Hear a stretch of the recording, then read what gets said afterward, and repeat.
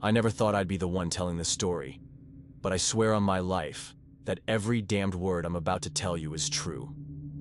It happened in the summers way back in 1986, up in the deep ridges of West Virginia, where the Appalachian Trail winds through some of the wildest country you can find. I was hiking with my longtime partner, Martha Ann. Everyone just called her Marty. She was a tough old bird from Kentucky, retired from factory work. She could outwalk most men half her age. I swear she wasn't the type to scare easy. I'd been hiking with her for 3 years. We'd started with weekend trips, then week-long runs. That summer, we figured we'd push ourselves harder, cover a big section from Monroe County clear up toward the high ridges near Seneca Rocks. It was a beast of a plan. The morning it happened was July 19th. I remember like it was carved into me with a knife.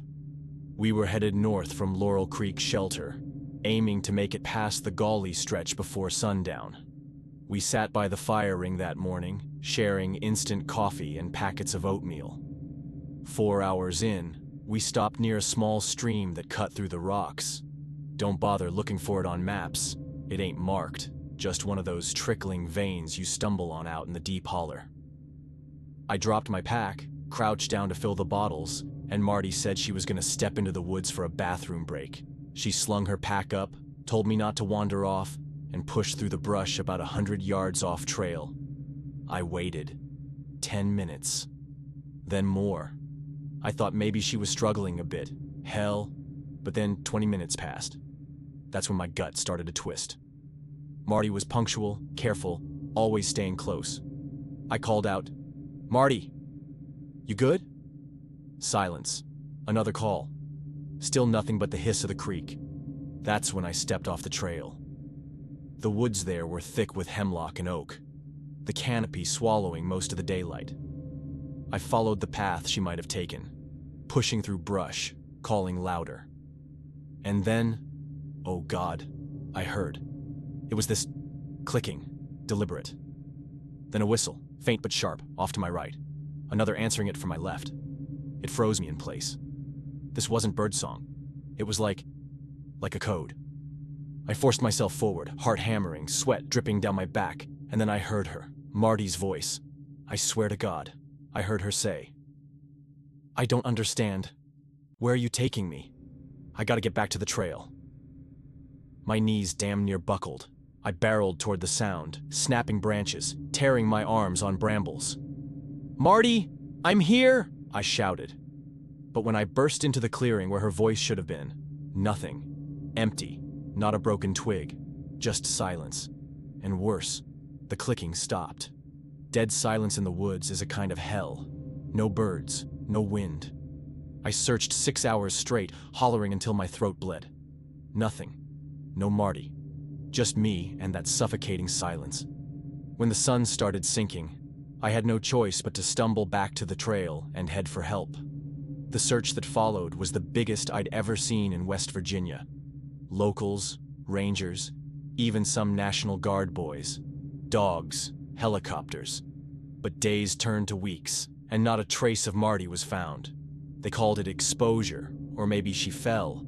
Maybe a bear dragged her off. During those searches, I stuck close with the teams. I knew the ground better than most.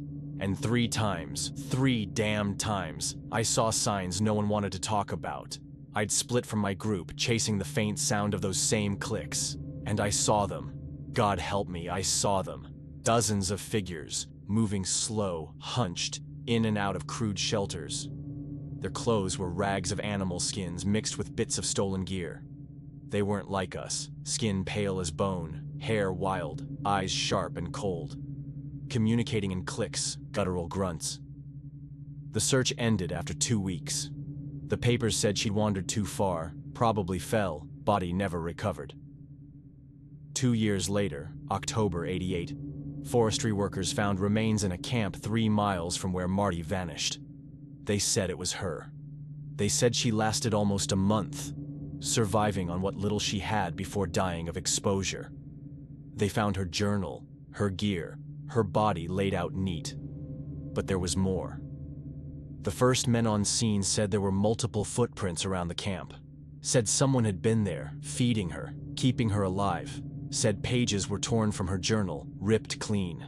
The official report skipped all that, cleaned it up for the public, called it an unfortunate accident. But I know better. Marty didn't just get lost. She was taken, kept, and when she was no longer useful, God help me, discarded. I've carried this with me for years, and it's eaten me alive. So if you're one of those people who thinks the woods are just peaceful or pure, then turn the hell away now. The Appalachian Mountains don't forgive. They don't care about your soul. I learned that some things out there aren't just animals or hikers. Back then in '99, I was 25. I'd been hiking sections of the trail for years, knocking out week-long stretches whenever I could. That fall, I set my sights on Big Bald, a high ridge between North Carolina and Tennessee, but close enough to the Virginia line that I figured I'd push north after. I wanted to do it solo. No distractions, no chatter, just me in the woods. For the first few days, it went smooth.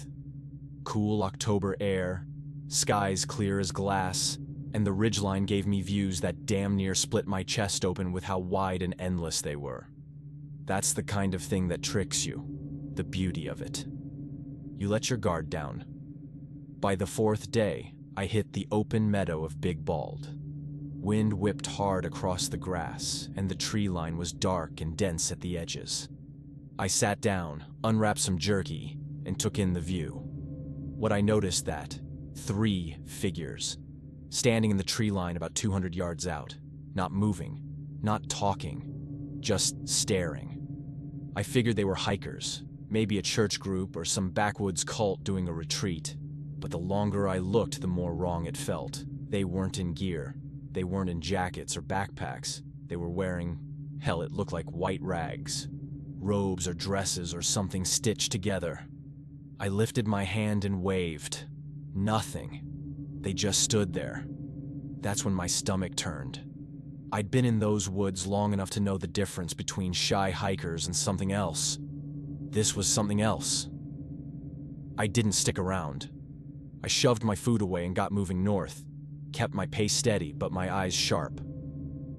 Problem was, they kept showing up. I'd glance back through the trees and see a flash of white. I'd catch a shape moving parallel to me, always just far enough that I couldn't make out faces. By late afternoon, they weren't keeping distance anymore. They were edging closer, 30, maybe 40 yards off. I could hear the brush moving under their feet, more like skittering, clicking, like someone dragging across the ground. I told myself to keep moving until dark, then find a shelter. According to my guide, there was one near Bear Den Mountain. When I finally reached it just after sundown, my stomach dropped. The shelter looked like it had been abandoned decades ago. Roof sagging, busted boards, droppings all over. And scattered all around the place were scraps, a torn jacket sleeve, a boot without laces, bones stacked in neat little piles. Some animal I didn't stick long enough to study. No way in hell was I sleeping there. I pushed another half-mile north until I found a small clearing, set my tent up quick, checked my knife, and sat there listening. Around midnight, everything went dead silent. Then it started. A low hum, dozens of voices, all together, carrying through the trees. It wasn't a song I knew. It was whispers. Some in English, some in a tongue I didn't recognize. The humming grew louder, and then I heard them. Footsteps circling my tent. Slow, deliberate, not trying to hide. Someone scraped long fingernails, or claws, down the fabric of the nylon, dragging from the top to the bottom. That was the moment I snapped. I wasn't going to sit in there like some rabbit in a snare. I ripped open the zipper, burst out with my flashlight blazing in one hand and my knife in the other. "Come on, you bastards," I screamed into the trees. "You want me? I'm right here." For a split second, I thought I'd lost my mind. The clearing looked empty, shadows stretching long and harmless. But then my light caught them. 4 figures, just standing there, few yards out. Their faces were all wrong, stretched, pale, with eyes that reflected like an animal's in the beam. The white rags they wore were stained, tattered, stitched from God knows what. We stood locked in that moment. Then one of them hissed, a sharp, wet sound that made my skin crawl. I tightened my grip on the knife and shouted, "Step closer and I'll cut you open!" I swear. All four of them, backing slowly into the tree line into the dark. But the humming never stopped. It circled me for the rest of the night, just out of sight. At dawn, I was gone. Packed up in seconds, hiked hard, and didn't stop. I even caught photos. Blurry, grainy shots of white shapes in the trees. And when I looked later, I saw their arms were too long, their faces warped. Locals had a name for them. The Wild Ones. Hunters who gave up on humanity generations ago, living off the land and off anyone stupid enough to wander too deep. Rangers knew damn well about them too. Primitive camps, stolen gear, strange sightings, all brushed off as legends. I still don't like talking about what happened in 1992. I know there are things out there in those woods that don't belong in polite conversation. I lost a man I loved. His name was Walter. Walter Gaines. Strong, quiet, the kind of man who could spend a week in the woods and come out cleaner than he went in. We'd been together 3 years, both of us raised up on the edge of the mountains, both of us restless and needing to get out under the trees. That summer, we'd planned a long trek along the ridges not far from the Monongahela National Forest, taking our time, living lean, seeing parts of the backcountry most hikers don't bother with. I carried my camera everywhere back then. Photography was my excuse, I guess. You tell folks you're heading into the wild to take pictures, and they nod along like it makes sense. Truth was, I just needed to be out there. The trouble started the 4th day out. We'd been moving slow, stopping whenever I wanted to frame a shot. Around midday, Walter suggested we split for a few hours.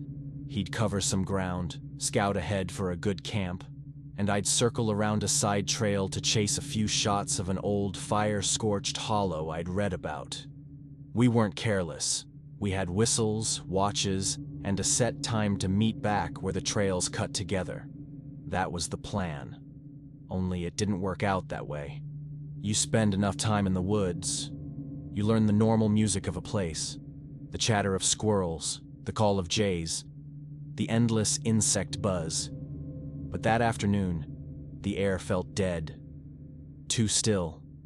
Every footstep echoed sharper than it should have, and I kept thinking I heard something trailing behind me, just out of step with my own boots. A snap here, a shift there. Always when I turned, nothing but green shadows. When I reached the hollow, my nerves were crawling. Where I found something. I thought it was just a hunter's lean-to, half sunk into the earth, patched with branches and mud. But the closer I got, the more wrong it looked. There were bones hanging from strings out front. Some deer, some smaller. Too small. Bits of cloth fluttered from the frame. Not camo, but bright scraps like they'd been torn off hikers' packs. I ducked inside and froze. It stank of rot. The place was cluttered with rusted tins, half-burnt shoes, backpacks gutted for anything useful. And in the corner, God help me, there was a pile of bones. Not animal. Human. Long femurs stacked neat as firewood. I staggered out choking. My first thought was to run for Walter, to get the hell away. But before I could take 2 steps, I heard rhythm coming from deeper in the trees. I spun, and that's when I saw them. Many figures crouched low among the trees, barefoot, lean, pale as chalk under the canopy. Their clothes, if you could call them that, were patchworks of leaves. Their hair hung in ropes. They moved together, heads twitching, shoulders jerking. I ran. God help me. I ran blind. Branches clawing my arms, rocks tearing at my boots. I blew the whistle Walter gave me, high and shrill, praying he'd hear. I broke through a thicket and nearly collided with him. He'd heard the noise too, and come running. "What the hell?" he barked, grabbing my shoulders. I tried to spit the words out, about the people. But before I could finish, they stepped out from the trees behind me. Walter shoved me behind him. "Back up slow," he muttered. 6 of them fanned out, blocking the way we'd come. We stood locked there. I thought maybe we could bluff our way out. But then one of them lunged. Walter swung first. He always carried a walking stick, heavy oak, and he cracked it across the shoulder with a sound like splitting wood. The creature, or the man, whatever the hell it was, staggered but didn't fall. It just hissed, and the others rushed forward. "Run!" Walter shouted. He shoved me hard downslope. I stumbled, caught myself, turned back in time to see him swinging that stick wild, bellowing like a bull, trying to hold them off. One of them grabbed his arm, another his back. He threw one down, but they swarmed him, clicking, hissing, teeth snapping like dogs. And then I heard him scream, "Go! Run, damn it!" I did. God forgive me, I ran. I tore down that slope. Lungs I followed the water out, hours maybe, until I stumbled into a ranger station, half mad and shaking. They searched. Lord, did they search. Dozens of men combing the woods. They found nothing but trampled brush, and Walter's stick split clean in two. Months later, they found his remains in a hollow where we'd been. The report said, exposure. Exposure, as if Walter Gaines just laid down and died while the sun was still high. But I know better. He was moved. Someone, or something, dragged him there. He had broken bones, signs he'd been kept alive for days. They didn't put that in the report, but one of the deputies slipped me the truth after too much whiskey. Said there were signs of fire pits, bits of clothing that weren't his. Said the higher-ups told them to keep their mouths shut. I thought I'd left the worst behind me when I retired. 22 years in the service. Lisa was my anchor, my compass. She worked as a social worker, spent her life dealing with broken homes and broken hearts. She had this way of calming me down when old memories clawed their way back in. Hiking was our reset button. The crunch of leaves, nothing but trail miles to mark the day. We'd done shorter treks before, but this time, we aimed for a full week. Start at Pine Grove Furnace, work our way north. Just us and the Appalachian ridges stretching above the Susquehanna. The first 3 days were perfect. Blue skies, a river of red and gold leaves swirling in the wind, nights spent under stars sharp as glass. We stayed at shelters, talked to other hikers passing through, felt safe, civilized. The 4th night, we set camp a little ways off trail, maybe 2 miles north of Duncannon, near the river. A quiet clearing, far enough back that no one would stumble on us. I was boiling water when I heard voices, like echoes carried wrong by the wind. I figured it was hunters, or maybe late hikers. But Lisa frowned, spoon frozen over her pot. "Do you hear that? They're not talking. They're fighting." She was right. The tone wasn't friendly. It was sharp, guttural, like men snarling at each other through clenched teeth. I couldn't make out words. "Locals," I muttered, trying to sound casual. Maybe a couple drunks blowing off steam. But my gut said otherwise. My gut said we were being sized up. By 9 o'clock, the voices stopped. The forest went silent, in a way I've only heard in combat zones. Lisa suggested we keep watch in shifts, and though I hated spooking her, I agreed. She took first sleep. I sat under a tree with my pack at my side, the weight of my pistol heavy on my thigh. Around midnight, someone was out there, scouting us. Then a voice through the dark. "We know you're in there. Come on out." It wasn't a hiker. Lisa stirred, whispering, "What do we do?" I whispered back, "Stay down." "Don't say a word." I raised my voice. "Who's out there? Identify yourself." A pause, then laughter, dry and cruel. "We don't care who you are. We care what you've got. Step out." Branches snapped. Shapes moved between the trees, more than one. I told Lisa to grab her whistle, be ready. I stepped out, hands where they could see, and that's when they emerged. 4 men, hair matted down their shoulders, faces smeared in dirt and ink, scarred with lines like ritual cuts, and the smell, unwashed bodies, smoke. Their leader had half his face a map of scars.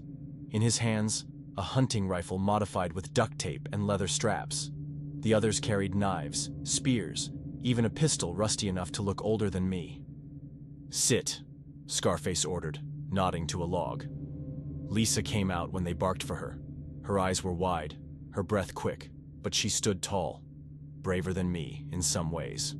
"You're spies," Scarface spat. "Government people, sent to watch us. We're hikers." That's all. They didn't believe it. They tore through our packs. When they found my old compass, my GPS, Lisa's camera, they sneered like we'd just handed them proof. "Trackers," one hissed. "Eyes in the sky," another muttered. They dismantled everything, turning plastic and batteries over like they were dissecting alien tech. They pressed closer with questions. "Who sent you? What do you know? How many more are coming?" Lisa tried to explain, but each word only made them angrier. One pressed a blade close to her throat just to watch me react. They knew how to push. They'd done this before, and I realized then. These weren't drunks. They weren't random vagrants. They were a community, organized, paranoid, dangerous. A tribe living in the bones of the Appalachians, hiding in plain sight. Hours dragged. My muscles screamed from sitting rigid, from forcing calm. Their leader paced like a wolf, eyes flicking to Lisa, then to me. Finally, he leaned close. His breath reeked of blood and rot. "You'll come with us. Both of you. The elders will decide what happens." That was the line. I knew damn well what that meant. Once we left that clearing, we weren't coming back. I caught Lisa's eyes. She gave the smallest nod. That was all I needed. When one of them bent low to rummage through our food bag, I struck. Old training kicked in like it had never left. I lunged, grabbed his knife hand, wrenched it sideways. The blade went in under his ribs, his own damn weapon. He collapsed with a choked grunt. Lisa dove for cover as another rushed her. I drew my pistol, a last resort carry, and fired point blank, dropping him mid-stride. Scarface roared, raising his rifle. I fired again. The shot grazed him, enough to throw his aim wide. His bullet snapped bark off a tree inches from Lisa's head. The last one came at me screaming with a spear. I sidestepped, slammed my boot into his knee, and felt it buckle with a sick crack. He went down shrieking. For a heartbeat, the clearing froze. 2 dead, 1 broken, and Scarface bleeding, fury in his eyes. He looked at me, looked at Lisa, then spat blood in the dirt. "This isn't over." And then he melted back into the trees, vanishing into the woods. We grabbed what gear we could carry and ran until our lungs burned, until the forest itself blurred. At dawn, we stumbled onto a dirt road, where a ranger's truck came rolling by like salvation. The driver stared at us, blood on my hands, Lisa's clothes torn, our faces wild. At the station they listened, nodded, wrote notes. I killed 2 men that night, but it's not the killing that haunts me. God knows I've lived with that before. It's knowing they weren't alone. A community, a structure rallying others, waiting for the next hikers who wander too far off trail. People think the wilderness is empty, clean, safe. They're wrong. Sometimes it strikes back with human faces twisted by years away from civilization.